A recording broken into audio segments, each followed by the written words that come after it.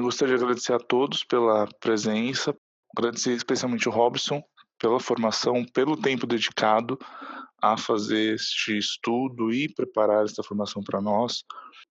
Espero que essa formação seja de grande valia para nossa formação espiritual como católico, né? E que a gente tenha eh, um grande aproveitamento disso que for nos ensinado. Vamos começar com uma Ave Maria, né? Pedindo que Nossa Senhora nos proteja nessa formação, proteja a nossa transmissão, que ela interceda e ilumine a mente do Robson e a mente dos que estiverem ouvindo para bem entender. Ave Maria, cheia de graça, o Senhor é convosco. Bendita sois vós entre as mulheres, bendito é o fruto do vosso ventre, Jesus. Santa Maria, Mãe de Deus, rogai por nós, pecadores, agora e na hora de nossa morte. Amém.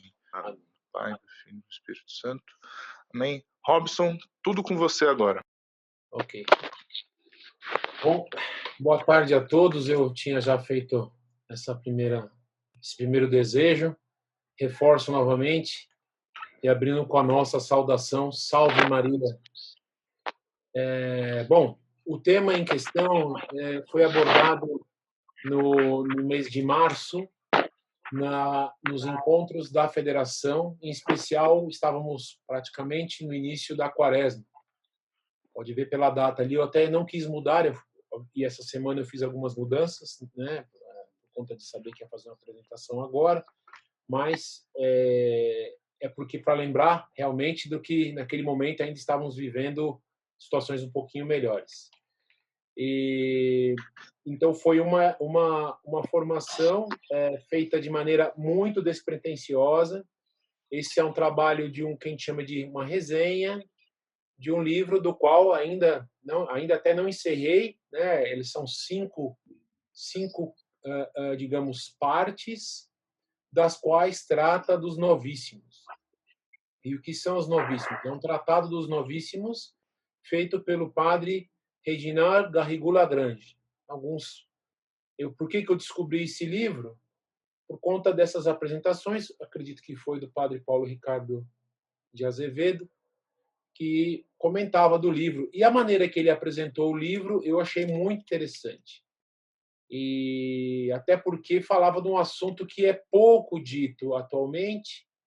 Eu digo atualmente, nos últimos, talvez não nos últimos 10 anos, porque há uma mudança contínua, né?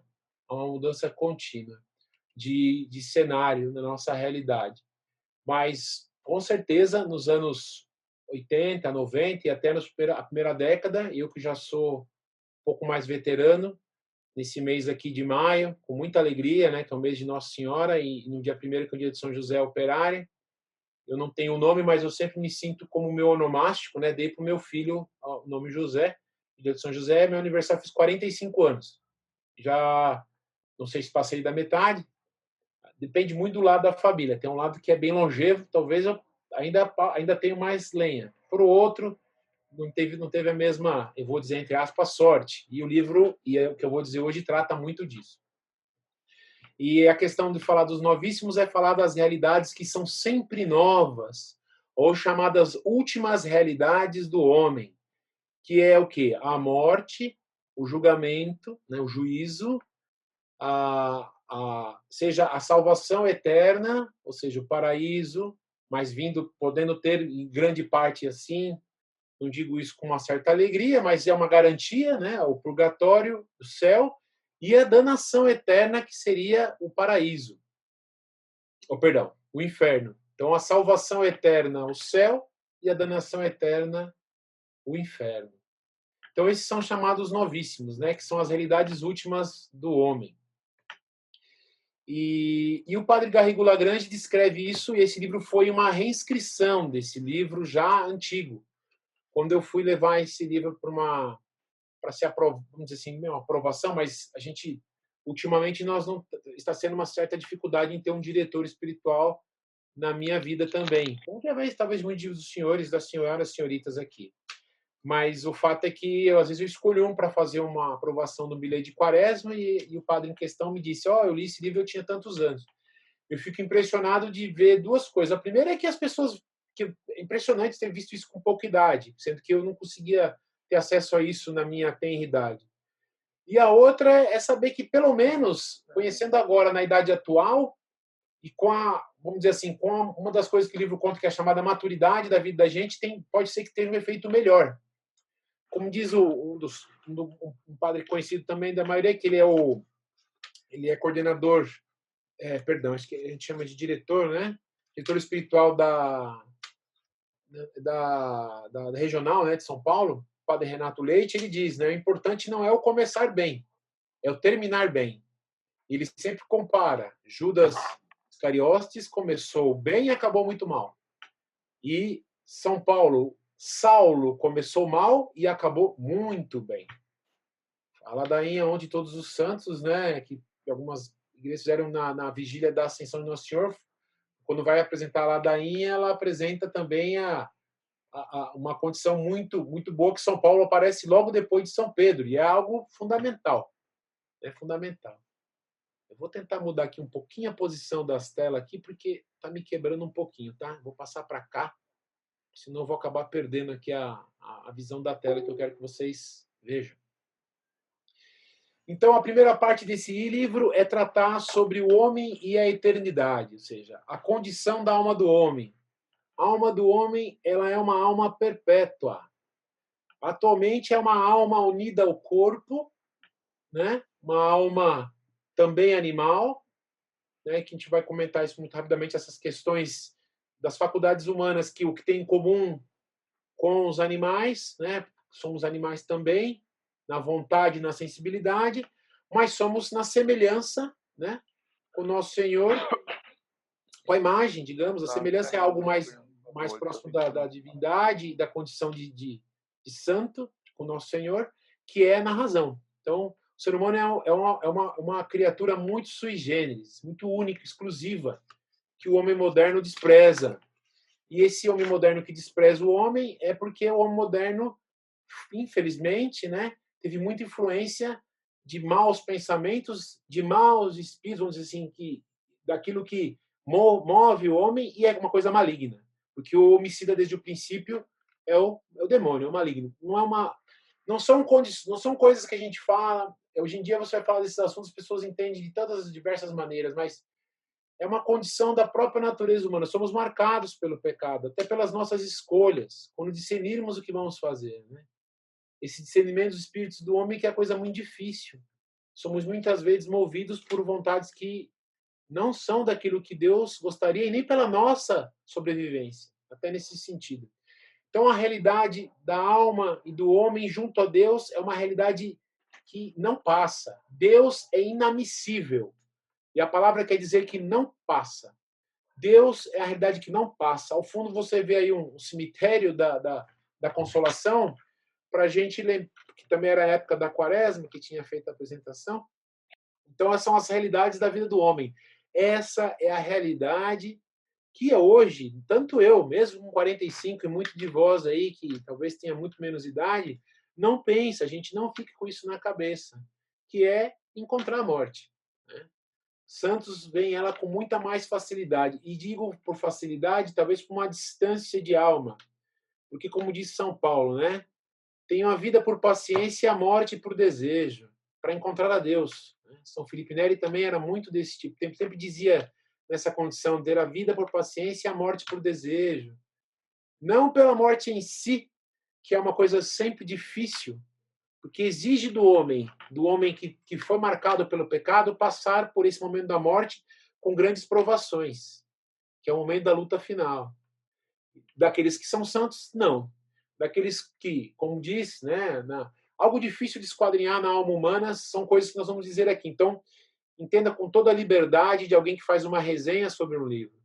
São interpretações daquele que lê e tenta tirar o melhor proveito, sendo que são assuntos que, apesar de serem muito óbvios, claros, que são as questões que vão acontecer a todos, que é morrer, haver um julgamento do Criador, de Deus Todo-Poderoso, encontrar uma perdição eterna ou uma salvação eterna são coisas que são simples de se pensar, mas não são simples de se entender pelo tamanho e a dimensão da alma humana.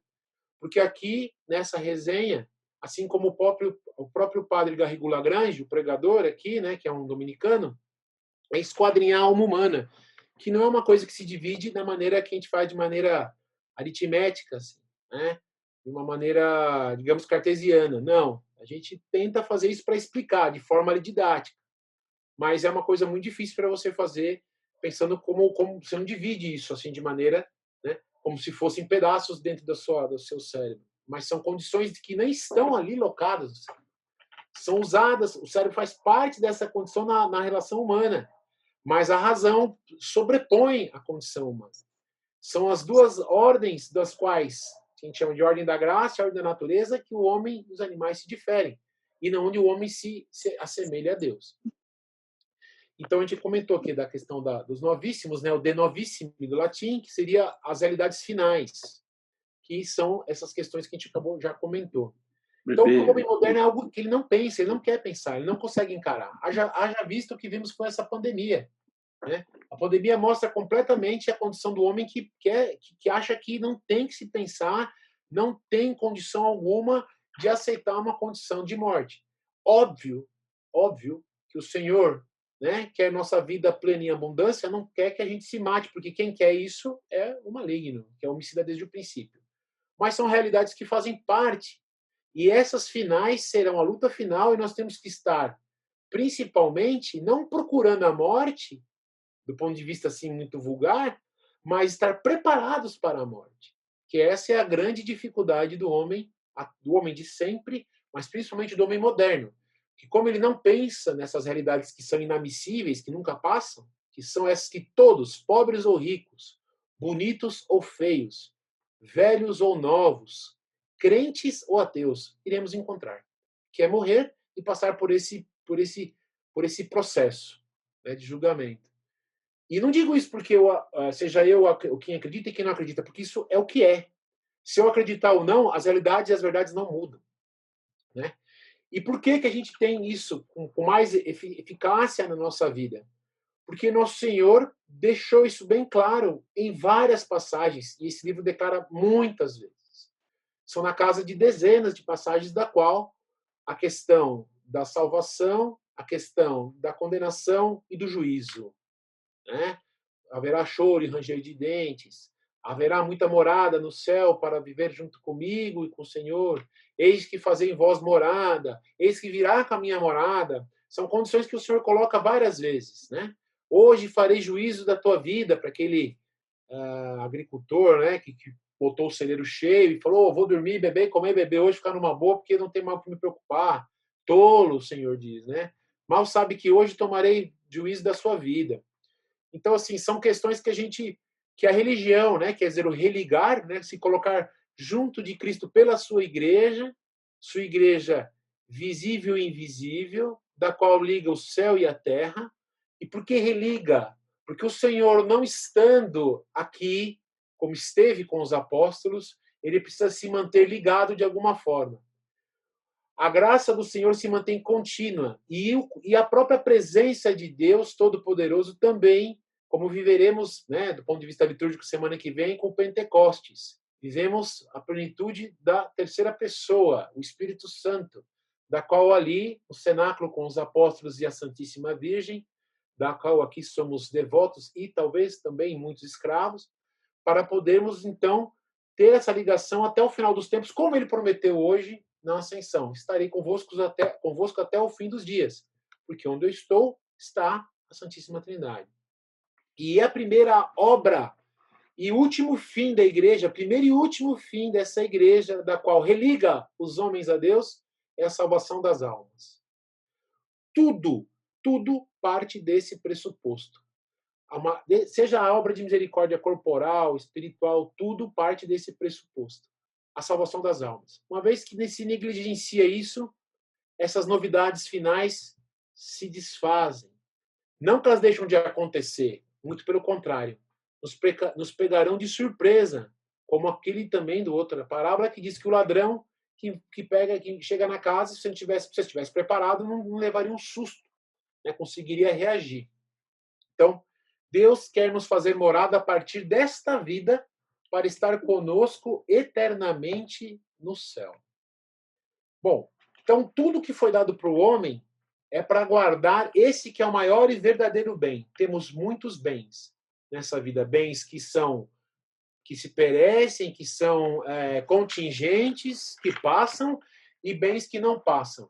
Está aí essa questão também da ordem dos bens na nossa vida. Uma vez que colocamos o bem maior sobre todos eles como o maior destino, ou melhor, como digamos assim, a nossa meta final, sendo que ela nunca pode se perder, todos os demais bens entram numa certa ordem. E essa é outra situação do homem atual que ele se perde, é não colocar isso nessa ordem, inverter a ordem dos bens. Tudo é chamado de bem porque é um bem per si. Mas uma vez que você desordena esses bens, aquilo que seria um bem se torna um mal. Então, essa questão, quando o Senhor apresenta os mandamentos, ou como quando o Senhor apresenta o mandamento pela ordem, se uma vez que você inverte essa ordem, o que seria um bem, e é um bem per si, se torna um mal. Existem coisas que são mal intrinsecamente más. E vou falar uma aqui que é intrinsecamente má. Uma camisinha, um preservativo é intrinsecamente mal, porque ele não foi feito para fazer um bem. É claro que quando um figura enche para fazer uma bexiga, não é o destino, não foi aquilo que ele foi pensado, porque há uma condição, você faz por um destino, por um fim. E como não foi esse fim, o fim foi feito por um mal em si, que foi cortar o vínculo de uma família, foi cortar o vínculo de uma relação limpa para fazer algo sujo. Óbvio, quando o Papa Bento XVI comentou que uma mulher da vida, dizendo assim, para usar um termo um pouco mais brando, significa que tem um amor à própria vida. Então, a vida dela é um bem, ela fez isso pensando no bem dela, então, naquele momento, se torna um bem para outro. Mas o produto em si é intrinsecamente mal. Então, isso não tem como colocar em nenhuma forma, escalar em nenhum tipo de bem. No entanto, as outras coisas que temos, seja as pessoas, nossas condições, nossas realidades aqui de primeira instância, a casa, carro, a comida e tudo mais, são bens. Mas quando eles passam na frente de outros, é onde ocorrem os problemas. A verdade é essa na vida do homem também. Por isso que temos tantos problemas na nossa vida, e guerras e coisas do gênero, porque se pegam bens e se põe na frente de outros, dos quais são maiores. Então nós temos que orientar todo o nosso ser para que a Santíssima Trindade nos faça morada. E como é que podemos fazer isso? Guardando a ordem desses bens. Aliás, colocando o bem maior, que é alcançar a Deus, estar próximo dele, e a partir disso, como o próprio Cristo diz, fazer com que tudo nos seja dado por acréscimo. O Robson falando isso é fácil? Óbvio que não. Eu tenho que me confessar com frequência, porque eu sempre desfaço essa ordem dos bens. E uma vez que você sabe orientar isso, você consegue fazer bem. E como fazer isso na vossa vida? Então, a alma do homem é composta dessas três faculdades, das quais orientadas da maior para a menor. A razão, a inteligência, aquilo que nos faz parecer com Deus, aliás, é o que tem em comum tanto Deus, os anjos, em naturezas distintas, e nós, com um abismo entre cada uma delas, e a vontade e a sensibilidade que possuem nós, que também somos animais, e os animais que temos em comum, e, no fim, as plantas e outros que têm, no máximo, uma sensibilidade em reagir por conta do estímulo, não é? Só que isso numa certa ordem. E se nós não colocamos essas faculdades nessa ordem, como eu coloquei, inclusive, a razão, a vontade, a sensibilidade, e especialmente comentando que essas realidades últimas possuem maior eficácia quando possuem essa ligação direta com Deus, e aí o religar e a religião, faz com que essa razão seja iluminada por uma das virtudes que será dita a sequência no capítulo 5, que é a fé. Então, e eu quero deixar mais claro também que esse livro é para falar dos novíssimos, e eu vou comentar muita coisa que faz parte das grandes discussões tomistas sobre fé e razão. E eu não vou entrar em muito detalhe, porque isso dá para falar horas, né? Sobre virtudes cardeais, virtudes teologais, coisas do tipo. Mas eu vou colocar aqui para você, para que nós aqui, inclusive, e cada vez que eu digo, a gente interpreta um pouco melhor sobre essas realidades do homem. E essas faculdades precisam que o Senhor tenha acesso a ela. E aí que está a grandeza, a profundidade e a eternidade da alma humana, que hoje é vinculada com o corpo. O homem não é só corpo, o homem é corpo e alma. Como diz São João Crisóstomo, se você vê um homem morto no chão, é um corpo de um homem. Se você pensa no céu, é a alma do homem, ou no inferno. O purgatório também, quando eu digo céu, pense também no purgatório em caminho para o céu. Mas quando você vê aqui na maneira que estamos vivendo, é o homem inteiro, integral, corpo e alma. Indivisível aqui enquanto vivo. Até a última parte viva do homem, para que se haja essa quebra do corpo e da alma. Vivemos um momento que temos condição de receber, então, a graça santificante, que se vem pós uma graça atual, a graça primeira e depois a graça segunda, e que depois, numa situação não mais vinculada com o corpo, isso não é nessa parte que eu vou dizer hoje, mas só para ficar aqui o prefácio da próxima, se cria uma condição estanque da escolha final e não há mais o tempo do mérito, nem da misericórdia, só o tempo da justiça e do prêmio, dependendo, né? Prêmio, e pode ser um prêmio ou não prêmio, dependendo do caso. Então, o Senhor quer que a gente se oriente as nossas faculdades para que Deus tenha acesso com sua graça santificante na alma do homem, orientada de qual nos faça buscar a segunda graça, a graça segunda, que é a graça santificante, da qual é uma graça que nos edifica e nos faz, sim, ter o fundo da alma, que é aquilo que Deus é quem pode atingir, é quem conhece e tem como atingir, se nós damos esse acesso, ou, aí sim vem uma parte também do final, Deus quebra uma casca para atingi-la, e aí vem a dor, e através, então, primeiramente, com uma graça primeira. Isso é uma coisa muito complicada de se explicar, então a gente sempre usa a gente usa algumas figurações. O que te move para um sacramento da confissão, em estado não de graça, é uma graça primeira, uma graça de movimento, de ação. Né? Então, uma confissão saindo de pecado mortal, a gente diz que passou por uma graça primeira e entra numa graça segunda. E uma pessoa que se confessa já em estado de graça, ganha a graça segunda, que é a graça em si, principal, aquela que a gente busca todos os dias, deveria pelo menos, para estar próximo de Deus, para que Deus nos faça morada na nossa alma.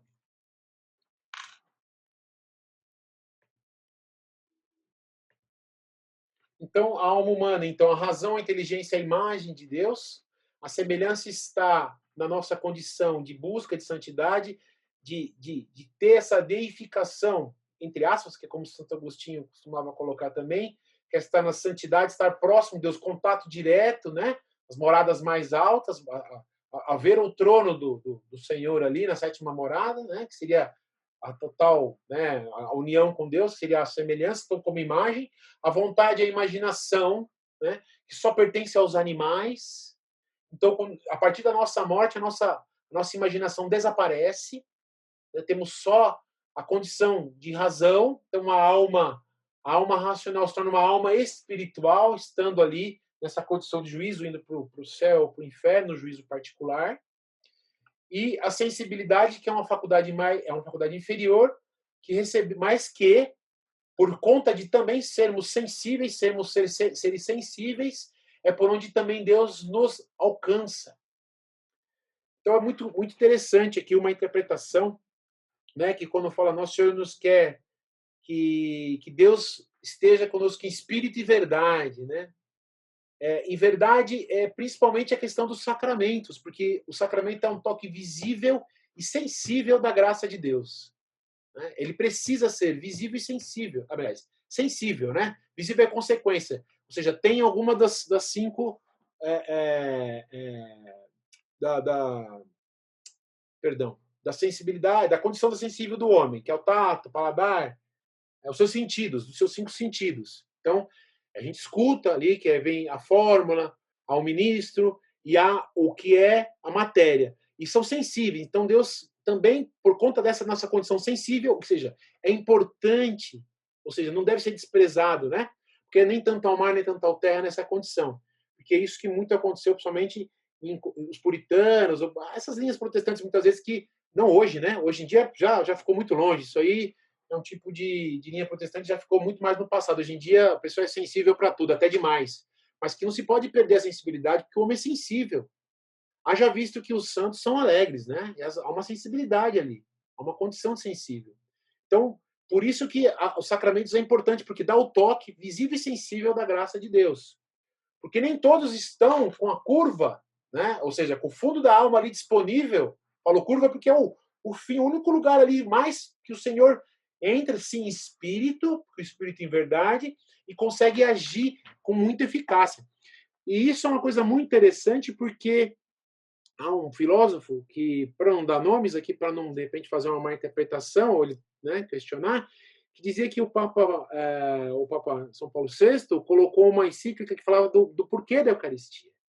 Porque nem todos conseguem uma meditação e uma vida interior que tem o fundo da alma conectado, aberto, como uma interface para que Deus haja ali. Como o sacramento pode agir? Então nós, principalmente nós que estamos ainda nas vias, nas três vias, na primeira ainda, muitos na purgativa e aí tentando a iluminativa, não sei quem, porque a purgativa parece, ela não é má porque saímos do pecado mortal, mas ela é mais peçonhenta, como diz Santa Teresa, porque ficamos presos ao começo. E quem está já em avançado, né? Quem já está na iluminativa, já consegue ter esse acesso. Então, se lhe faltam os sacramentos, é difícil, obviamente, né? Muito difícil. Ninguém quer ficar sem o Santíssimo Sacramento, mas a pessoa não fica numa inanição, nessa indigência que, por exemplo, eu e muitos de vós estão vivendo, por conta da falta dos sacramentos. Então, veja um adendo que eu não fiz naqueles dias, né, quando eu apresentei, mas que hoje a gente tem que levar em consideração que nós estamos numa indigência que nos causa um perigo assim de iminência de pecado. Nós não estamos em condição de pecado porque nós não nos colocamos nessa condição. Isso aí seria um pecado já objetivo e já dependendo do caso, dependendo da matéria, pecado mortal. Mas e o conhecimento, obviamente. Mas estamos sim sempre ali com o leão já rugindo, porque onde está o nosso alimento para que tenhamos estar uma graça segunda, para poder ter essa via, o fundo da alma ali ter maior conexão com o nosso Senhor. Estamos com uma certa indigência.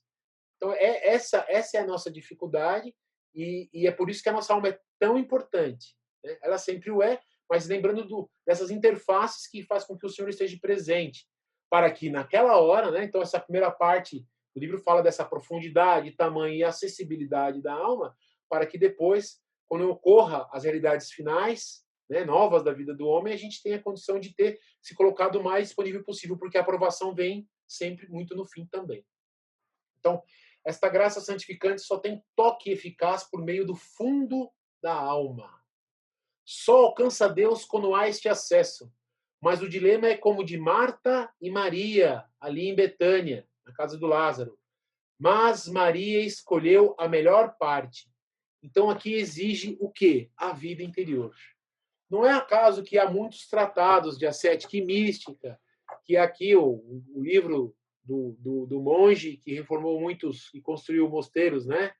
O Alma de Todo Apostolado, que me falhou aqui o nome tá do outro lado do livro lá o nome do monge, inclusive Abade, e fugiu aqui, daqui a pouco vem. E que fala, olha, a vida interior é o combustível das obras. Sem vida interior, as nossas obras são mortas ou são malditas, dependendo do caso. Porque fazer obras per si, qualquer entidade que não acredita em Cristo pode fazer. E o mundo moderno dá odes a qualquer obra. E por conta de não mais uma luz, mas por uma escuridão, principalmente aquelas que mostram que Deus não é necessário. Haja visto um país de tamanhos continentais, que favoreceu muitos problemas que nós temos atuais, que acha que pode criar a felicidade da vida do homem aqui na Terra, mesmo com um sistema da qual ele pode usurpar da vida e destruí-la conforme for o seu intento. Então, e veja as obras, são enormes, mas são obras estéreis, mortas e também, por que não dizer, malditas, dependendo do fim que vai levar. Deus, onde abundou o pecado, superabundará a graça. Deus pode tirar um bem, vai tirar. Se Deus assim, espero o quanto antes. Maria e Marta, Nosso Senhor disse para Marta, perdão, Maria escolheu a melhor parte. Era importante a parte de Marta, Mas a parte de Maria era essencial, porque ali ela abria e deixava o Senhor tocar no fundo da alma. O fundo da alma é algo da qual nem nós conseguimos ter muitas vezes acesso. E o mais importante, não só nós, como também o, o maldito. É algo que só Deus, a Santíssima Trindade, pode alcançar. E é lá que ela quer alcançar para nos dar a graça santificante, para que a gente consiga estar próximo de Deus. Porque o demônio vê sempre o que é superficial, o que é raso, que tá, ele vai na tentativa e erro percebendo. E é uma inteligência angelical infinitamente maior que a nossa e consegue, né? Tem razão e tem vontade, mas não tem sensibilidade, obviamente, né? Nem imagina, ele tem as coisas presentes, não há uma espécie de pensamento de erro e acerto. Ele sempre toma uma ação definitiva, nunca com dúvida. Está aí a ciência infusa, né? Está aí o momento, inclusive, que o livro vai dizer a seguir, da qual você define o céu e o inferno, porque você, naquele momento, você define como se você não tem mais um momento de dúvida, você define por fim, estanca a sua vontade e a sua razão fica naquele momento estancado para todo sempre. Então há uma escolha, Deus dá sempre esse momento. E essa condição, o demônio, mesmo sabendo de tudo isso, ele não sabe o que está passando, ele não tem acesso, domina esse fundão, não dá essa conexão, só dá por Deus. Mas nós precisamos estar abertos. Essa busca, essa abertura é difícil. Né? Exige uma quebra. Então, de maneira que isso aqui, com toda a liberdade, isso não é feito por nenhum teólogo, é feito por uma pessoa como vós, aí um congregado mariano que tenta colocar de maneira em desenho, né, em maneira gráfica, o homem, a alma e a relação com Deus, né? Então tem a Santíssima Trindade, as plantas, os animais que possuem vontade e sensibilidade, as plantas são uma sensibilidade. O ser humano é impressionante, porque ele consegue estar entre as duas naturezas aqui, vamos dizer, em que os anjos só possuem a razão, né? Também há uma vontade aqui, tá? Mas é que eu não consegui, o desenho aqui não acertou muito bem, mas mas não tem essa vontade humana que tem como se diz, a imaginação, né? Porque a vontade do homem é outra coisa mais impressionante. Ela é a única de todas as faculdades do homem que terá a sua plenitude no céu. Assim queremos. Por quê? Porque tanto a razão do homem, a sensibilidade deixa, e a razão nunca conseguirá entender a Deus. Só Deus se conhece. Nós, no céu, estou dizendo aqui as palavras do padre Garrigou, e eu guardei bem isso, nós veremos as divisas de Deus, da sua imensidão, mas nunca entenderemos o tamanho dela.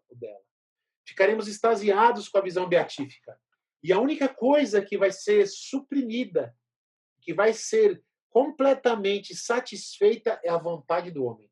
Porque a vontade do homem é a única que tem sede infinita e pode alcançar.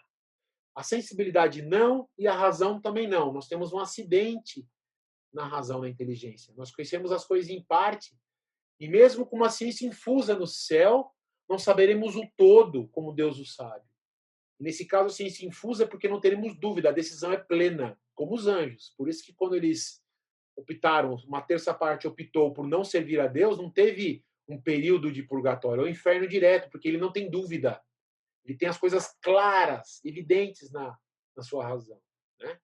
E aqui, né, tem um castelinho no desenho que está ao fundo da alma, que é onde o Senhor quer chegar, aonde ele deve habitar. Né? É aqui que Santa Teresa dizia, né, onde está ali o trono e o Senhor quer fazer sua morada. E onde que as pessoas, digamos, de fora para dentro vão vindo, né, e vão até esse fundão, até essa sétima morada aqui. E é onde o Pai, o Filho e o Espírito Santo quer se fazer presente, fazer morada em espírito e verdade. Em espírito e verdade. Né? Em verdade, o Cristo, que é nossa verdade, e recebemos nos sacramentos também, somente na Santíssima Comunhão. E em espírito, com essa abertura do fundo da alma, com acesso com a vida interior, com as meditações, com as virtudes das quais, sendo infusas ou adquiridas, naturais, das quais são consequência de cada qual na sua ordem da graça ou da natureza, que é aí que Deus consegue fazer sua morada e acessar o fundo dessa alma. Então, assim, a alma do homem, então, assim, a dificuldade está em que é como se fosse uma matriosca aqui, né? Que é você esconder isso como bonequinhas dentro de bonecas. E sempre assim precisa ter, Deus ter acesso, você precisa deixar a bonequinha interna mais exposta, para que Deus ali, porque o que você guarda ali, o que você está pondo, entulhando ali, é o seu tesouro, lembra? Onde está o teu tesouro, está o teu coração. Se você coloca outras coisas nesse fundo, ou nessa sua condição, aliás, ou até pior, quando você faz essas bonecas externas serem tão fortalecidas, da qual Deus não consegue atingir a bonequinha mais lá dentro, desculpa essa figura de linguagem, é porque é uma que dá para aplicar, né, onde está ali, você vai abrindo essas bonequinhas uma dentro da outra para que você busque aquela mais, você acha que a mais interior é a mais preciosa, como uma ostra, como aquelas joias da Fabergé, que é um ovo que dentro ali tem uma peça preciosa feita em ouro, feita em outro metal, ou gema preciosa que está ali dentro. É ali que Deus quer atingir. Então, ou você dá acesso, tirando essas bonecas exteriores que são nossa vida comum, onde que muitas vezes rege a vontade e a sensibilidade, e Deus, para atingir esse fundo da alma, ou você abre com muita alegria e amor, ou Deus quebra, ou permite ser quebrado com as cruzes que na nossa vida aparecem. E muitas vezes isso envolve perdas familiares, doenças, relacionamentos. Eu achei até curioso, o padre chegou a tocar nesse ponto, porque às vezes até uma coisa aqui curiosa, né, para mim que sou casado e outros que são também, às vezes um casamento difícil, momentos difíceis, né? Você fala, poxa, mas eu plantei tanto para dar certo, tal, né? Eu digo, vou fazer 13 anos de matrimônio, e assim, muitas vezes, para você conseguir fazer com que essas cascas, essas bonequinhas sejam abertas para que Deus vá para que aquele Fabergé se encontre aquela pedra preciosa ali, para que Deus ali toque, né? Então, Deus, para a nossa salvação, precisa de um toque sensível ali também. O sacramento por isso a importância do sacramento, porque nós fazemos isso de maneira, em verdade, diretamente ali com um toque sensível, muito evidente. Mas Deus quer fazer por um outro que também, de uma certa forma mística, é sensível, que é no fundo da alma.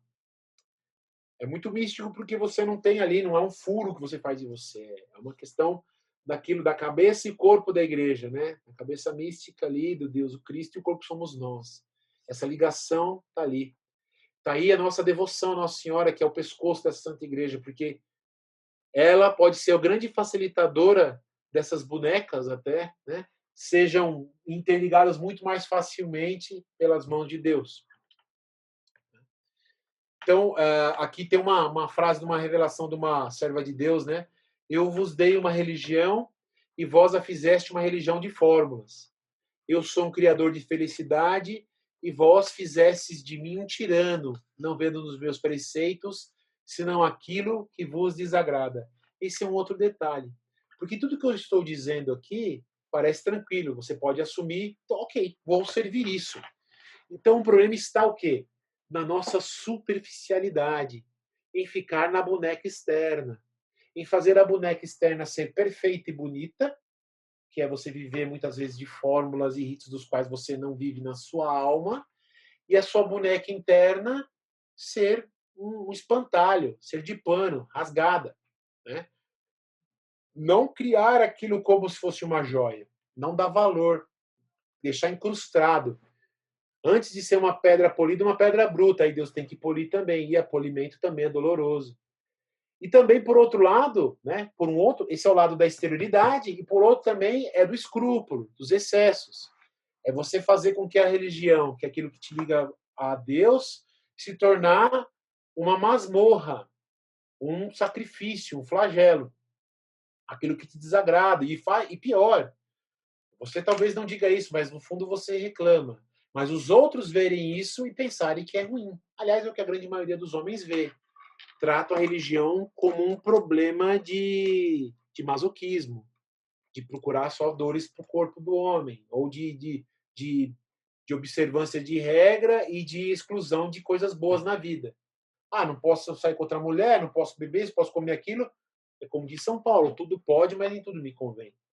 tudo, lembre-se do que é bem, né? Obviamente que você ter uma esposa é um bem, relacionamento com a mulher é um bem. E qual é a ordem desse bem? Como está sendo feito, né? Então o homem quer fazer de outra maneira, invertendo a ordem dos bens, e é o que a gente falou. Uma vez que a ordem dos bens está desfeita, ele nunca vai dar valor, nem procurar fortificar, dar visão, deixar essa boneca interna da matriosca mais perfeita e acessível como um bem maior. Então, essa foi a introdução, né? O capítulo 1 fala sobre a sensibilidade, que é a faculdade menor, mas que nos traz grandes problemas, principalmente nesse mundo atual, que é extremamente sensível, hipersensível, e exposto a hipersensibilidades também, haja vista nas crianças aqui. A gente tem que controlar a visão de tudo que vê, porque é um mundo de cores e imagens e outras coisas mais. Então, a razão do homem em seu apetite sensitivo pode ser natural, o que é muito curioso, uma coisa que eu não tinha me atentado. O apetite sensível da vontade do homem, que a sensibilidade leva até a vontade, por ação da vontade, né? Ela é natural quando é uma concupiscência limitada, o que é chamada de boa concupiscência. E quando a gente se confessa sobre concupiscência do homem, a gente está falando da não natural, da qual não foi essa que Deus nos criou. Deus nos criou com uma concupiscência natural, que é saber que esses bens são efêmeros, que eles passam, que eles vão ter um tamanho e que eles duram para aquilo que foram feitos. Ad hoc, para aquele propósito, para aquela finalidade.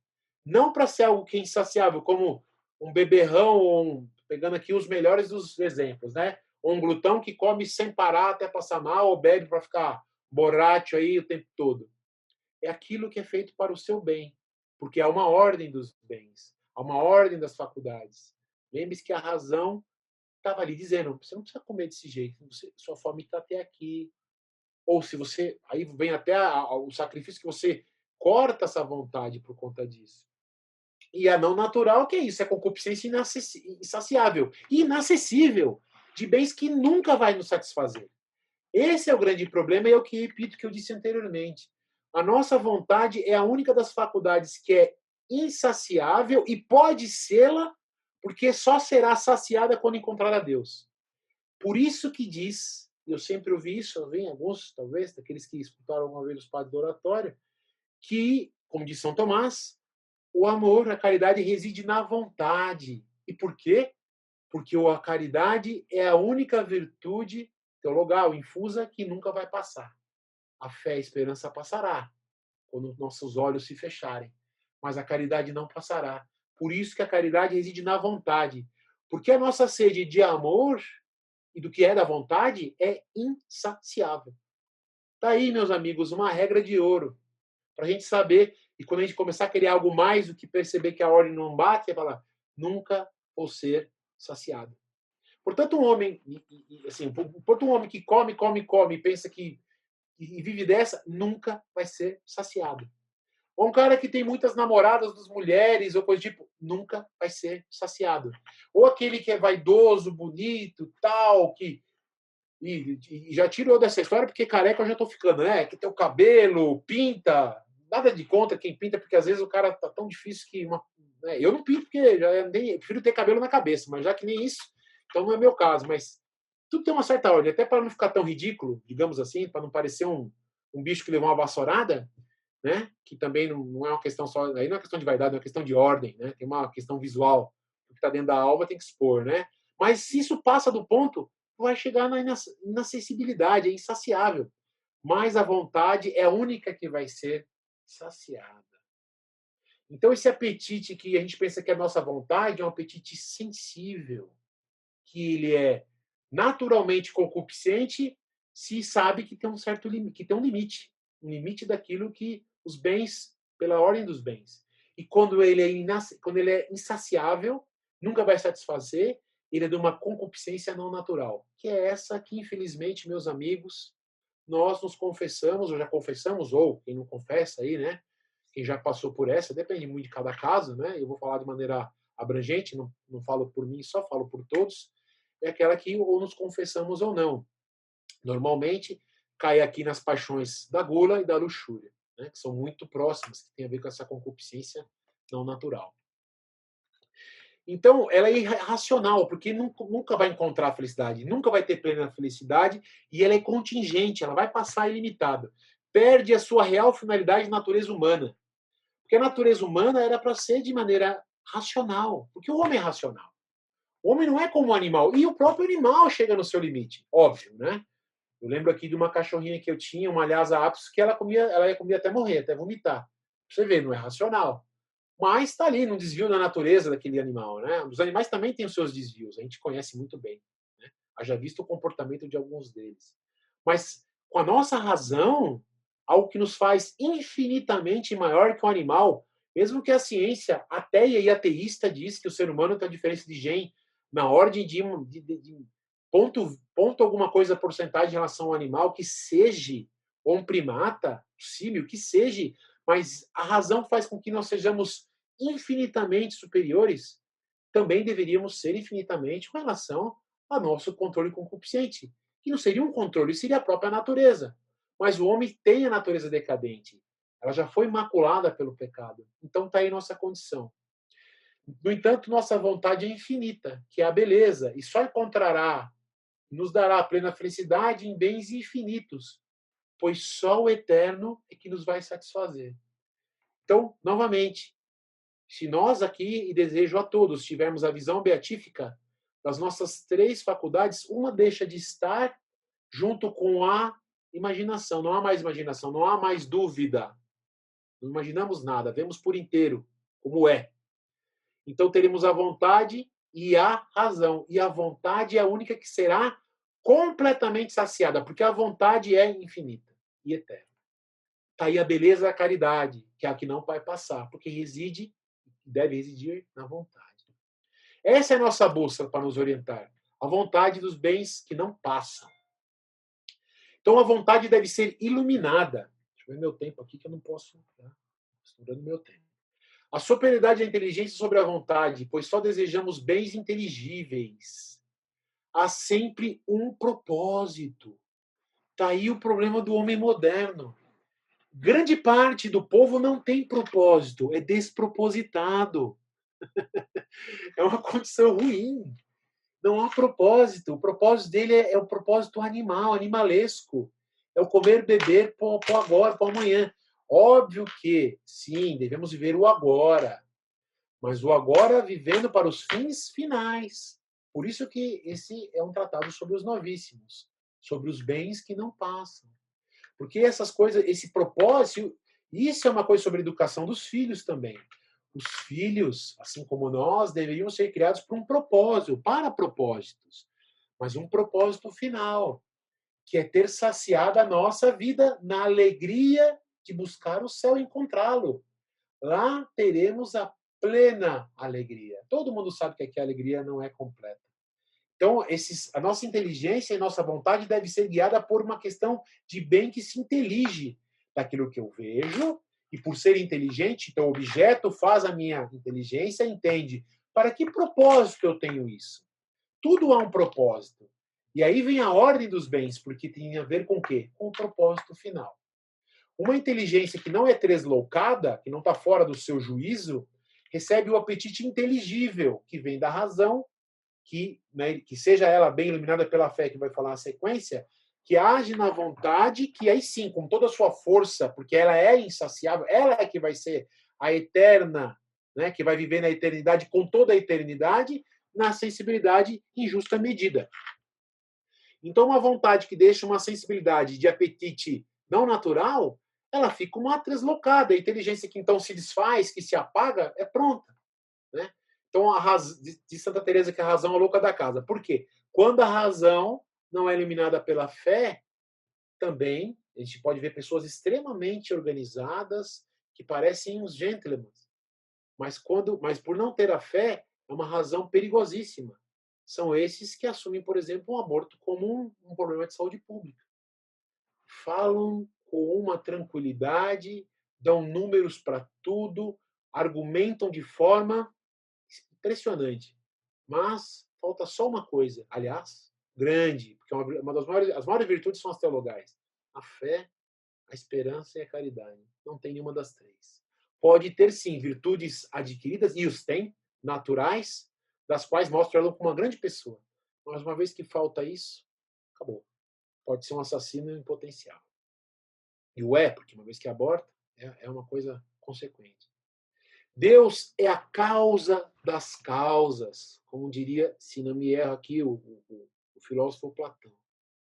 Porque é a causa daquilo que nos movemos, é o nosso propósito maior. Ele é a causa suficiente para que o nosso apetite inteligível ordene todas as coisas. Uma vez que Deus, como diz, eu disse lá no começo, eu acabei não terminando a frase, agora eu termino. Uma vez que Deus colocou nessa ordem, amarás a Deus com todo o teu coração, com toda a tua vontade, todo o seu ser, para que possa amar ao próximo como a si mesmo. Dá para escrever um livro. Um dia eu gostaria muito de ter essa chance, se, né? Eu sou um cara muito problemático com o tempo e também sou bem deficiente. Mas o erro, o mal do mundo, todas as coisas, todas as guerras está, todo o mal do mundo está aí. Uma vez que se inverte a ordem disso. Primeiro se ama as pessoas, para depois amar a Deus. Aí, meu amigo, a desgraça está feita. É só uma inversão. Essa inversão de ordem está ali as duas coisas. O camarada pode querer amar a Deus, mas se ele amar primeiro o homem, acabou. É onde está a desgraça do homem. Eu vejo isso muito evidente em muitas pessoas, inclusive na minha. Uma vez que eu deixei alguma coisa fora de ordem, eu fiz isso. Deixei Deus em segundo. Eu não deixei de amá-lo, mas sim, fiz ele ter um amor inferior aos das coisas. É como se eu partisse de um amor para o ódio, porque uma vez que o ódio é o não amor, eu paro de amá-lo naquele momento. Complicado. Por isso a fé deve iluminar a razão. A razão só tem verdadeira, grande finalidade, uma ordenação perfeita para que os fins últimos sejam encontrados com, entre aspas, maior tranquilidade quando a fé ilumina a razão. Então, mesmo no céu, só Deus se conhece e ama e se ama com perfeição, na sua infinitude. Deus é a própria virtude em ato. Nós não temos condição de nos conhecer com toda a perfeição e não nos conheceremos, talvez, no céu com menos dúvidas, né? Teremos a ciência infusa, saberemos como somos. Mas o Deus sabe o todo, porque a nossa inteligência ainda é um acidente, não é o próprio Deus que é a inteligência. Deus não tem a inteligência, ele é a inteligência, ele não tem um acidente, não é potência, é em ato. Né? Então, nós só temos noção da nossa finitude. E a noção da infinitude, suas divisas, é inatingível à nossa ciência. Só no céu saberemos como somos, mas sabemos pela nossa finitude. O que é infinito é a nossa vontade, e só lá no céu, só com Deus terá a sua satisfação. A atração de Deus é irresistível. É um bem perfeito, ou beatitude, a nossa vontade. Por isso, não nos haveria liberdade à nossa vontade, o livre-arbítrio, se Deus se revelasse por completo neste mundo. Está aí uma coisa curiosa. Porque pode parecer que Deus não é bom conosco, porque ele não nos apresentou como ele o é. Nós nunca o entenderemos como ele é. Nós sabemos as suas divisas. Nós teremos só a nossa vontade saciada de tê-lo face a face. Mas se Deus se apresentasse como ele o é, além talvez de nós não conseguirmos sobreviver, como o próprio, né, o Cristo deu uma pálida impressão do céu e São Pedro ficou completamente tomado, porque aí o livre-arbítrio se perderia. E nós estamos aqui à prova. Não somos como diz um luterano, que é o servo-arbítrio, que já está definido, predestinado o céu e o inferno. Mas sim o livre-arbítrio, da qual a gente escolhe ir para o céu ou ir para o inferno. Né? Essa é a liberdade que Deus nos dá, a liberdade dos filhos de Deus. Tanto a virtude como os vícios ocupam a vontade do homem. Então, onde está? Então, ok, já apresentamos para onde queremos ir, os bens, a sua ordem. Então, quais são as ferramentas para manter essa ordenação? Então, estão aonde? É por isso que sempre o pedido que a igreja faz, algo como cotidiano, e o que a gente pede nas orações também, né? A gente diz, aumentai, Senhor, nossa fé, nossa esperança e caridade. E o que são fé, esperança e caridade? Virtudes. Então, nós temos o quê? Que crescer nas virtudes. Principalmente né, para que as outras sejam bem melhor orientadas nas virtudes infusas, as virtudes teologais, as cardeais, apesar das cardeais serem chamadas virtudes humanas, porque tem as virtudes humanas que são equivalentes, não iguais, equivalentes só de nome, né, não de condição, as da ordem da graça são maiores, né, mas elas que trabalham como uma engrenagem muito perfeita quando são bem orientadas, e as virtudes, no caso das virtudes cristãs, e os dons do Espírito Santo, que são virtudes consequentes também. Então, seria viver nas virtudes. E onde que está o problema? É no antônimo de virtude, que é o vício. Então, nos seus opositores, no grande problema. Nos nossos vícios, porque nós somos muito mais, de maneira natural, tendente aos vícios. Né? Por isso que São Filipe diz, não se vai para o céu sentado no sofá, porque a estagnação não vai nos trazer as virtudes, vai nos trazer o quê? Os vícios. Né? Os pecados capitais, tal, que são consequências dos vícios, das condições viciosas que temos.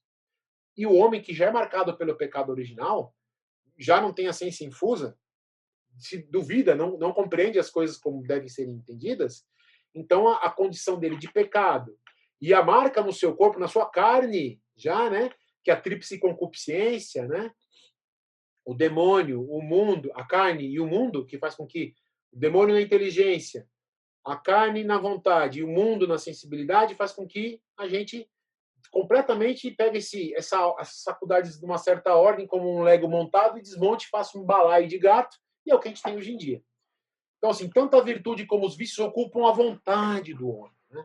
Estão ali, pode habitar a alma do homem. Quando eu digo a vontade, estou dizendo a alma.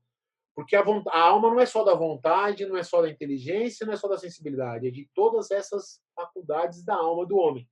Do qual eu não pego ali uma caixa e coloco aqui, ó, aqui até essa parte é a vontade, aqui é a razão. Não, é o todo. Numa grande união da qual cada uma tem a sua função e tamanho, ordem, né?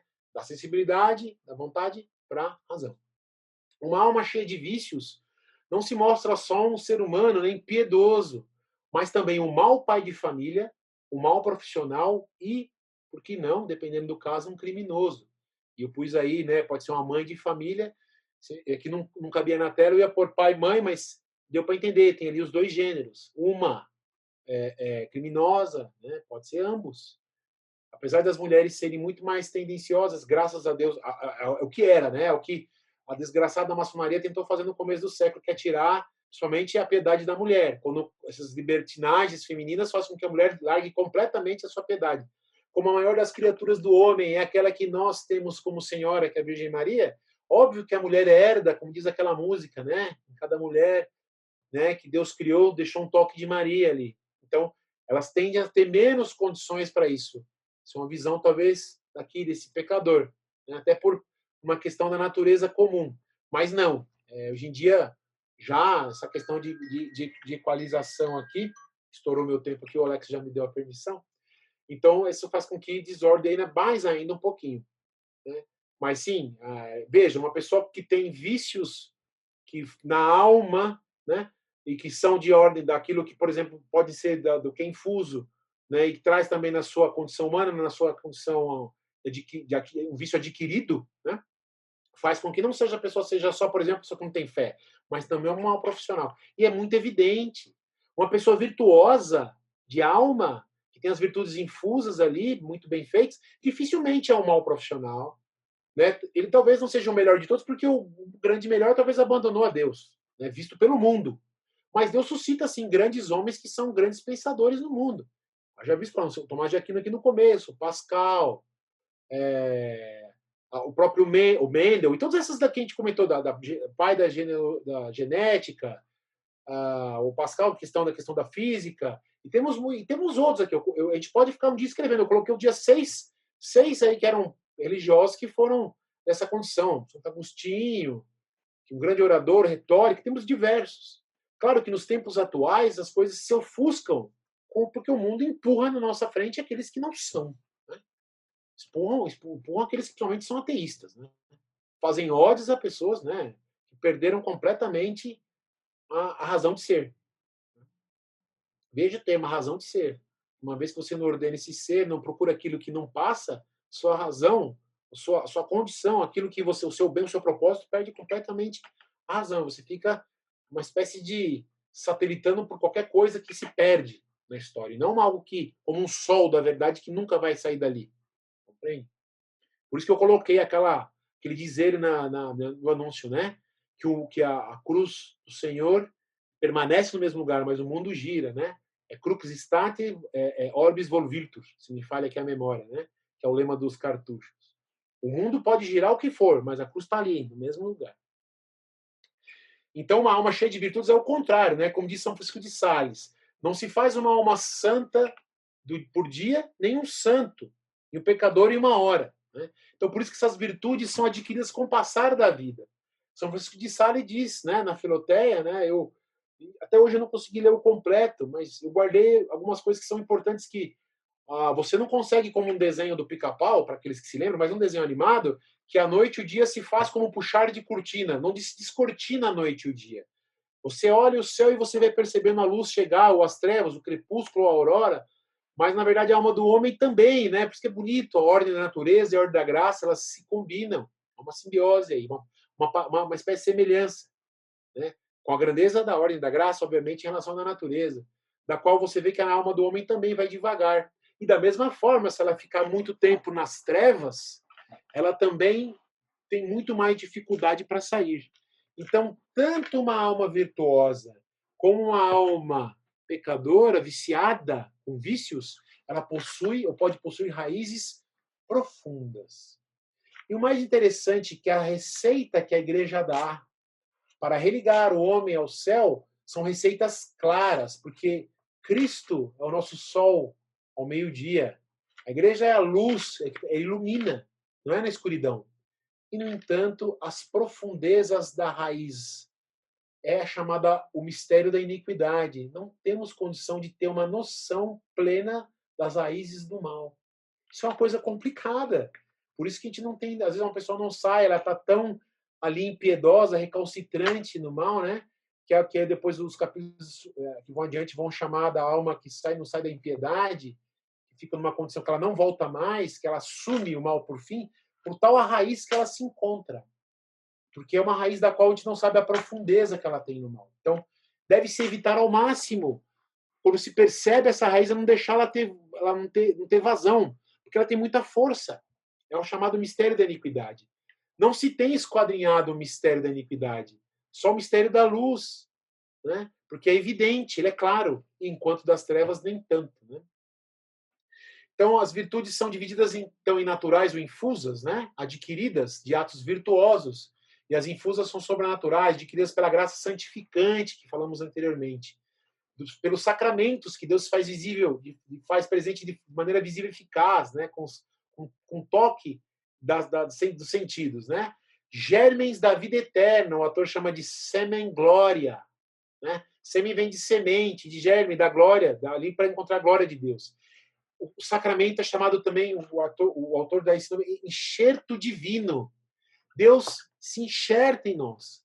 É uma seiva da qual Deus se conecta conosco no sacramento. Tá aí porque a gente tem que manter, porque também o enxerto mal feito numa planta ruim, ele não consegue prevalecer. Já um enxerto bem feito dá fruto.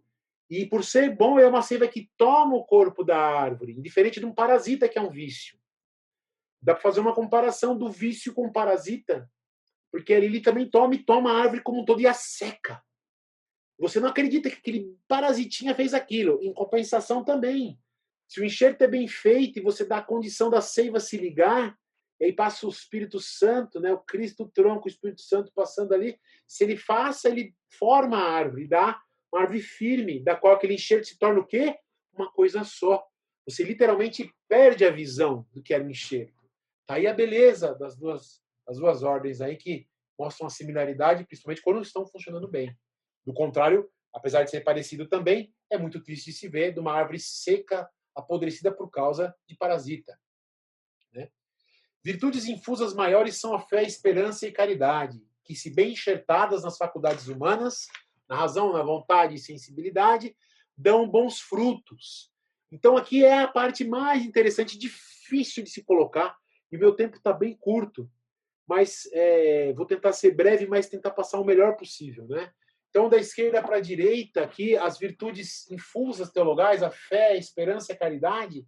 Por que a caridade está em maior? Porque é aquela que não vai passar e que vai residir aonde? Na vontade, porque a vontade é insaciável e só em Deus ela encontrará toda a sua saciedade. Ou seja, a caridade e a vontade são eternas, tem tamanho eterno, vive na possui condição de ser saciada na eternidade, porque nunca vai saciar, vai ser sempre maior.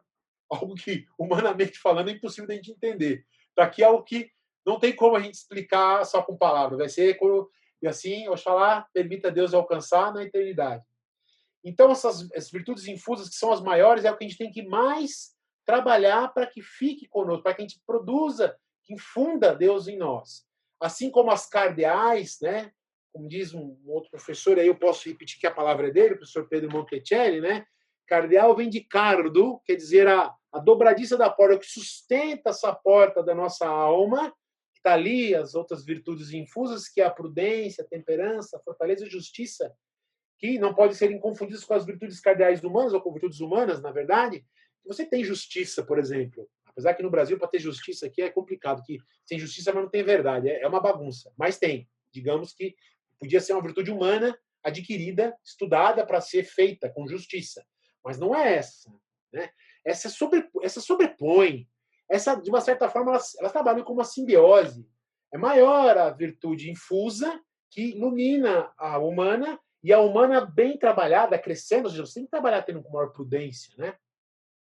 Sabendo escolher bem as coisas para seu fim, temperança, dando controle à concupiscência, a sua saciedade daquilo que os bens, que o seu apetite sensível lhe pede, é uma questão de apetite. A fortaleza, a coragem, a força do homem e a justiça é que dá o peso justo para cada das coisas. Você pode fazer isso humanamente, mas nada é perfeito igual à infusa. Mas se a humana é bem feita, ela literalmente é como se for azeita para que essa infusa dê vazão na vida do homem. E aí, né, como consequência dessas duas virtudes, você vai ter as virtudes infusas, que também entendo também como infusas, né, vindo não de uma condição de aquisição humana, porque a gente chama de religião natural, não é isso que nós estamos dizendo. Por isso que elas também podem ser vistas de maneira natural, né? Tem gente que tem uma humildade que não é bem essa que eu quero dizer aqui, que é a base de todas as virtudes cristãs, né? Que é o que está debaixo da terra sustentando uma casa, aquela sapata forte, que ninguém veio dar valor, mas é ela que faz com que a casa fique de pé, que é a humildade, a magnanimidade, a paciência e mansidão, a religião, a santa e certa verdadeira religião e a penitência, que é o abrir mão, né, daquilo para um bem maior ou para ganhar virtudes maiores. Então, essas virtudes cristãs, como diz o padre Garrigou Lagrange, e os dons do Espírito Santo, que são como velas que guiam o nosso caminho. Os cardeais são os pontos, uma espécie de bússola para nos dizer, por isso que é os pontos cardeais, né? Os cardos ali, né? As dobradiças que dão a direção para onde a gente vai. E as virtudes cristãs que nos fazem viver de maneira, de forma a combinar com as virtudes humanas, com os dons do Espírito Santo, que são virtudes infusas também, que iluminam o nosso caminho, adquiridas pelos sacramentos. Né? Principalmente o sacramento do Crisma, a gente fala muito disso, né? Dai-nos a virtude da sabedoria, da ciência, inteligência, né? O conselho. As 4 primeiras estão voltadas para a razão humana, né? Então, essa é a parte que eu queria colocar. A razão humana está na fé, iluminando a fé com muita força. E essas 4 virtudes, esses 4 dons do Espírito Santo. Em compensação, a vontade e a sensibilidade ficam na esperança e na caridade. Sendo que a caridade e a vontade não passarão. Né? Ficarão com a sua plenitude somente na glória. Né? Então, eu comentei aqui das virtudes infusas, que ilumina, aperfeiçoa a orientação das virtudes humanas, virtudes cristãs terão elevação nas íntimas astrologais, né? As virtudes cristãs terão maior elevação, que essas das 5 ali, e profundidade se elas estão íntimas às virtudes teologais. Os dons do Espírito Santo são como velas, né? Eu comentei. As virtudes adquiridas facilitam o influxo das virtudes infusas, seja mesmo nome, né? Especialmente as cardeais, que também têm os nomes nas virtudes humanas. Então, as infusas são maiores, mas as naturais facilitam a entrada das virtudes infusas, a funcionalidade delas, a efetividade. Elas não possuem, no mesmo sentido, não são iguais, né? O propósito eterno e não efêmero, as infusas, das humanas são adquiridas, podem até crescer, mas nunca uma virtude humana. Por mais que cresça em grau, ela vai alcançar a virtude infusa, que é da ordem da graça. Então, as virtudes infusas são virtudes da ordem da graça, enquanto que as humanas são da ordem da natureza. Por isso também, assim como na natureza, o homem tem as suas três idades, e que o padre Garrigou Lagrange é um padre da década aqui, livro escrito em década de 30 ou 40, definia que é uma infância, a maturidade e a senilidade, né, a velhice. Hoje em dia a gente tem um monte mais, né? Eu não sei se foi bom ou se ruim, que coloca a juventude, a adolescência, então dá uma esticada, então o cara nunca quer ser adulto, né? Isso é um grande problema. Como ele disse que também na ordem da, da graça também tem essa mesma condição. Uma infância, uma maturidade e uma profundidade. Não seria uma velhice, mas seria uma plenitude, né? Seria a maioridade, por isso que da virtude humana coincide muitas vezes a senilidade, a maturidade maior com com o aumento das virtudes, ou o máximo que você poderia alcançar como homem, corpo e alma aqui na Terra. Há um livro aqui da Biblioteca Católica chamado Os Três Monges, né, Os Monges Rebeldes, que faz uma comparação belíssima sobre essas questões, mostrando uma árvore. Eu falo aqui até contido de emoção, porque eu acho muito bonito, que São Roberto daquele primeiro mosteiro, né? Me fugiu, Molène, São Roberto de Molène, que não conseguiu ser um monge branco, um monge trapista, mas que foi o fundador da trapa, digamos assim, depois terminado, né, com os outros dois monges que terminaram, que me deu um branco aqui nos nomes, né, porque é muita informação, mas que diz que a folha, quando cai de uma árvore, acho que quem disse foi mais acho que foi o Teodorico, que é o segundo monge, ela, enquanto verde, ela não está na sua maturidade. Mas quando ela se torna mais velha, ela fica vermelha e fica pronta. A fruta também. E ali é a hora que ela vai ser tomada. E se ela cai, ela é cortada pelo raio de sol, que é a luz do infinito. Ela cumpriu sua missão. E ela fica vermelha, como o coração do homem tem que ficar tomado do fogo do amor de Deus. Que ele se torna tão completo e tem que arder, que quando ele chega nessa senilidade, que ele morre, que ele desce, que ele cumpriu sua missão, que ele é cortado pelo sol, ele alcança a terra, que ele cumpriu sua missão. É assim a alma do homem comparado com a sua natureza. E é muito triste ver o homem na senilidade, né, velho, parecendo um moleque, que não alcançou essa maturidade da alma. Meus amigos, é por isso que o padre, uma vez, eu acho que foi o padre Paulo Ricardo, que não foi frase dele, foi frase também de um escritor brasileiro, que é um tipo muito interessante, que faz comparações da natureza e dos erros do homem, que infelizmente também me fugiu o nome, talvez eu lembre, que diz: amadureçam. Qual é o conselho que você dá para um jovem? Fique velho. Não ficar velho do ponto de vista de ficar careca, perder cabelo, mas amadureça. Busque essa maturidade o quanto antes, né? Claro que uma criança é difícil. Eu estou dando um exemplo aqui da venerável Antonieta Mel, a tal da Nenolina, que está aqui no livro como exemplo. Eu bati o olho na internet. É uma menina que faleceu muito nova, né? Mas com 7 anos de idade tinha uma contrariedade da ordem da natureza e da graça, que com 7 anos ela tinha a maturidade de uma alma como São Roberto, São Teodorico e Santo Estevão, né? Dizia dos 3 monges, o Estevão, acho que é o último que manteve a trapa, monge branco, que dizia que a folha ficou vermelha, rubrescida do amor de Deus e caiu da árvore e morreu, né? Ela morreu muito jovem, muito em tenridade, mas com 7 anos disse essa bendita frase aqui: o sofrimento é o tecido da alma. Então, muitas vezes, essa folha tem que passar por um certo sofrimento para alcançar essa plenitude. E é assim a alma do homem, né?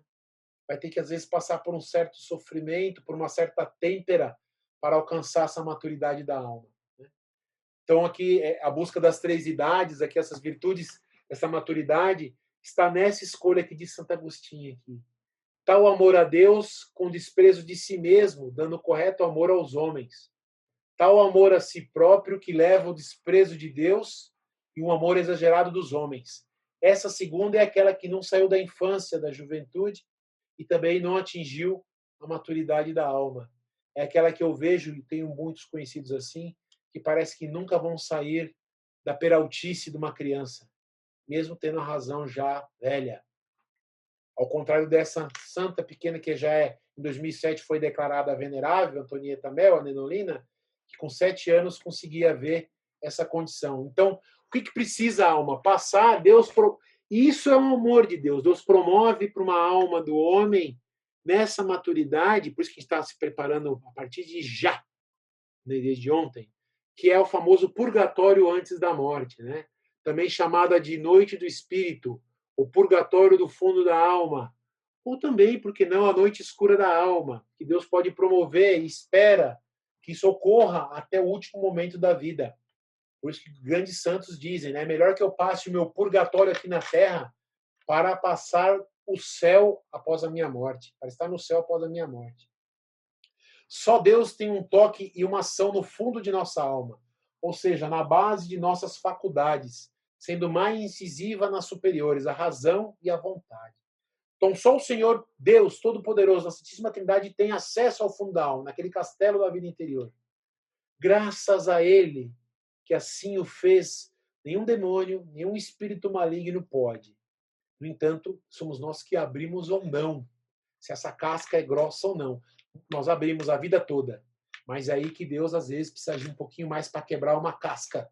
E aí que vem esse purgatório pré-morte, no crepúsculo da nossa vida. Agimos com base nessas faculdades, mas só uma inspiração ou ação do Espírito Santo tem acesso e conhece o que temos no mais profundo da alma. E é o que dá mais medo. Porque, às vezes, o que colocamos no fundo da alma é entulho e não uma pedra preciosa. Por isso que a gente tem que trabalhar nas virtudes a partir de ontem, para que a gente tenha essa alma pronta. Deus vai fazer isso, que Ele faça. Assim Ele faz esse purgatório no fim da nossa vida para a gente poder aceitá-lo e dar aquela decisão final sobre Ele. No final da vida, nas provações finais, para livrar a alma do mundo, para as inspirações de união com Deus, para mérito aqui antes da morte, que só há mérito aqui, nesse momento, antes de fechar os olhos, né? O Senhor promove um purgatório para alcançar o fundo desta alma, deste filho ou filha com vias de salvação. Então, há ali a vontade, uma predisposição de ir para o céu. Plantou-se ali, né? Colocou-se à vontade já, deu uma ordem. Talvez ela não está plenamente ordenada. E aí o que Deus faz aqui, nesse purgatório antes? Isso não quer dizer, porque está entre aspas esse purgatório. Não quer dizer que isso é um facilitador. Isso é muito da misericórdia de Deus. Às vezes isso não é suficiente e grande maior parte das pessoas vão passar pelo purgatório. Mas que esse momento, e eu falo aqui como diz também o livro, né? Com uma espécie de temor ainda servil, que não é o melhor, é o filial o melhor, um temor servil, que a gente treme a alma em dizer, vou dizer aqui, tomando até água, que o Senhor faça que eu passe o máximo que eu puder esse purgatório aqui na vida. Eu já não aguentei umas 2 cirurgias que eu já passei, já fiquei desesperado, para que eu possa já estar com essa limpidez, para que Deus possa atingir o fundo dessa alma, né? Então, essa condição é uma aridez sensível, já falando do purgatório, com provações diversas ao redor do homem, para buscá-lo e soltá-lo das amarras da terra. São João da Cruz diz que para segurar um passarinho basta um cordão. O elefante também. Ele nem sabe que a força que ele tem, ele quebraria aquela corrente. Mas é só isso. Aquele entulho que você ainda deixa, ele cismou de deixar para que Deus não consiga te levar. Então ele precisa fazer o quê? Que diz aqui São João da Cruz. O fogo obscuro das mãos de Deus. Se é um fogo, então vai arder, vai queimar, vai doer. Né? Por um simples ato de bondade, no crepúsculo de nossas vidas, o Senhor quer quebrar a nossa concha. Quer quebrar essa concha que esconde ali a pedra. E às vezes você sabe que essa concha está cheia de crustáceos ao redor, né? Cheia de marisco. E aí você tem que bater com pedra, você machuca a concha. Até você abrir, tirando os apegos, as condições humanas, a ordem, aquela pessoa que você gosta mais, aquela coisa que você gosta mais. Estou falando aqui de maneira genérica, não estou pensando em ninguém. Talvez eu pense mais em mim, sei lá. Ou aquela ordem que você faz na vida, vai, que você sempre faz tudo errado, para alcançar a nossa pérola, que é o fundo da alma, aquela curva ali, do qual só Deus pode alcançar, para direcionar nossa alma para o céu. Ali mora a nossa decisão final. Está ali o nosso sim e o nosso não. Essa é a beleza da Virgem Maria, naquelas reflexões que o Padre Renato colocou, né? Que na hora que a espada transpassou a alma dela, no momento da cruz, como disse São Simão ali, o profeta, para que se revelasse que estaria no fundo do coração.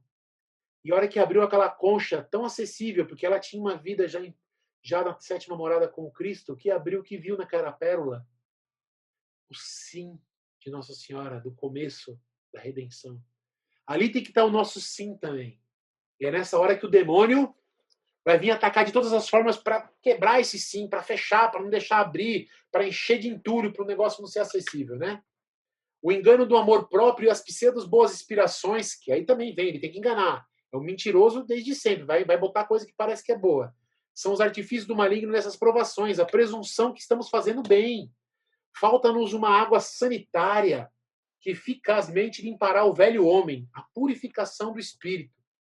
Então tá aí a vitória do justo, né? Ou a perdição do iníquo. Né? As tentações diretas nas virtudes teologais. Esse é o maior problema que passou os santos. É duvidar da fé, é perder a fé, é perder o amor, é não ver o Senhor, é perder a caridade, perder a esperança. É aí que nós vamos ser atacados. Saber isso com antecipação é importante, porque nós vamos ser atacados aí. Veja, o demônio sabe daquelas outras virtudes que têm sua grandeza, as humanas vão estar perdidas porque a gente vai estar numa cama, por exemplo. Ou não, né? Podemos estar lutando também, vai saber o futuro. Mas vai ali, nós estamos já com as virtudes humanas paradas, então ele vai atacar onde? As virtudes que foram infusas. Ele quer dispersar ela, jogar uma água para dispersar. Né? Quero que disperse essa virtude que está infusa ali. Quer que ela suma. Porque ela tá ali, ela pode se perder, ela não tá um toque indelével. Não é uma impressão de caráter como um batismo ou um sacerdócio, né? Sacerdócio, um diácono, um sacerdote ou um bispo, que são coisas que não se perdem nem no inferno. Mas são coisas que se perdem, pode se perder. Está infusa, mas ela não é indelével, ela pode ir embora. Então você tem que ficar ali lutando, mantendo a fé, a esperança, a caridade, depois as virtudes teologais, as virtudes cardinais, depois as virtudes cristãs, os dons. Talvez algumas vão se perdendo ali, alguns vão se perdendo, alguns dons, tal, mas tem que se agarrar ali, e isso é dificuldade. Está aí a grandiosa intercessão daquela que tudo pode, daquela que é a alegria da nossa vida, né? É a nossa alegria, causa nostra Letitia, que a Nossa Senhora, que nós rezamos, né, seja a nossa salvação nessa hora, para que não se perca, né? O Criador possa ali nos manter ali, ela se mantenha para o nosso Criador, para que venha na hora da nossa morte, como está aqui nessa figura, para que no céu ela indique o nosso caminho, no transporte, seja do purgatório ou da terra direto, né, com São Miguel Arcanjo, para ir para o céu, né, o São José Justo. Muitos santos tiveram suas conchas quebradas no fim, né? Santa Teresinha do Menino Jesus não conseguia comungar. Teve um momento que ela dizia coisas como meu Deus, por que me abandonastes, né? Pensando, lembrando dessa frase. Né? São Vicente de Paulo tinha no peito, segurava escrito, creio, porque ele sentiu que ia perder. São fortemente atacadas nessa hora. Há necessidade da morte mística do eu, para nascer a alma sob o espírito que assim Deus deseja receber esse carimbo, um visto, o passaporte para alcançar o céu. Nessa hora tem que tomar essa carimbada para que fechou os olhos assim, pode carimbar, você vai sem pedaço, vamos dizer assim, mas carimba para alcançar o céu, a perfeição e ir para o Criador.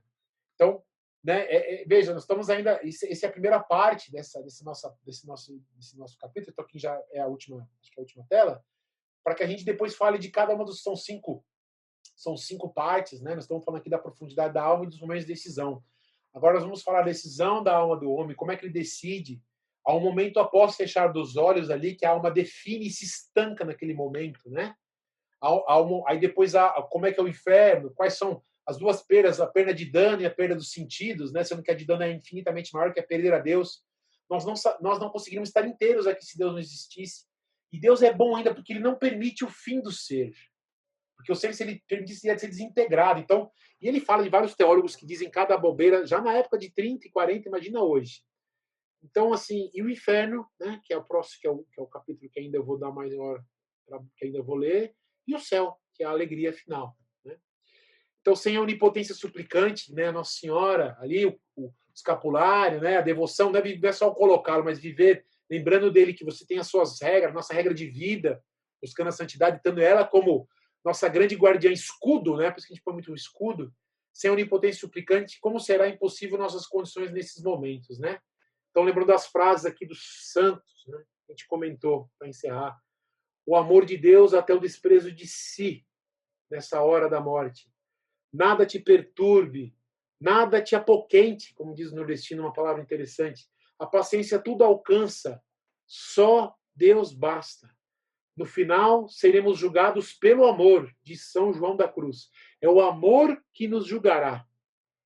Jesus, que Santa Faustina, vós me deis a conhecer e compreender que consiste a grandeza da alma, não em grandes ações, mas em um grande amor. Por isso que a saciedade não vai ser cumprida aqui na Terra. Lembrar que só no céu essa vontade vai ser alcançada, né? Santa Faustina Kowalska. Então, auxílio Christianorum, ora pro nobis, né? Auxílio dos cristãos, rogai por nós. Eu encerro aqui essa primeira parte, né? Um pouco longa, peço perdão, eu demorei mais 1h20 aqui, mais ou menos. Agradeço a atenção de todos. Salve Maria, que possamos guardar isso aqui nesse momento, principalmente de provação, que é ficar em casa parece que é fácil, mas como a nossa natureza é decadente, às vezes o ambiente esquenta, né? E nossa concupiscência também dá um certo trabalho.